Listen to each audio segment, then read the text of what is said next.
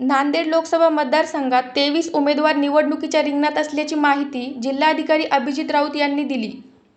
नांदेड लोकसभेची सार्वत्रिक निवडणूक दुसऱ्या टप्प्यात होणार असून यात निवडणूक लढवण्यासाठी एकूण 92 उमेदवारांनी आपले उमेदवारी अर्ज दाखल केले होते.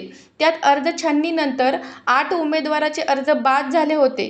त्यानंतर उमेदवारी मागे घेण्याची प्रक्रिया चालू झाल्यानंतर आज शेवटच्या दिवसापर्यंत एकूण 43 उमेदवारांनी आपली उमेदवारी मागे घेतली असून आता नांदेड लोकसभा सार्वत्रिक निवडणुकीसाठी एकूण 23 उमेदवार रिंगणात असल्याची माहिती जिल्हाधिकारी अभिजित राऊत यांनी दिली आहे. नंतर 66 उमेदवारांचे नामनिर्देशन पत्र हे त्या ठिकाणी वैध होते आणि या 66 उमेदवारांपैकी 43 उमेदवारांनी विहित जो मुदत होती त्यामध्ये माघार घेतली आणि त्यामुळे आता 23 उमेदवार 23 एवढे कंटेस्टिंग कॅन्डिडेट म्हणून आज नांदेड लोकसभा मतदारसंघामध्ये रिंगणामध्ये आहेत.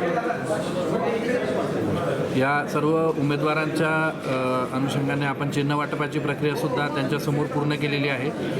त्याचे यादी आणि चिन्ह हे आपण लवकरच थोड्या वेळात मान्यता मिळाल्यावरती आयोगाची सर्वांसोबत आम्ही शेअर करू. त्याचबरोबर खर्चाच्या विषयी त्यांची आज एक बैठक आयोजित करण्यात आलेली आहे की खर्चाचा हिशोब कशा पद्धतीनं द्यायचा, त्या बाबतीत काय काय बंधनं आहेत किंवा कसल्या प्रकारच्या काही रिपोर्ट्स त्यांना तयार करावे लागतील.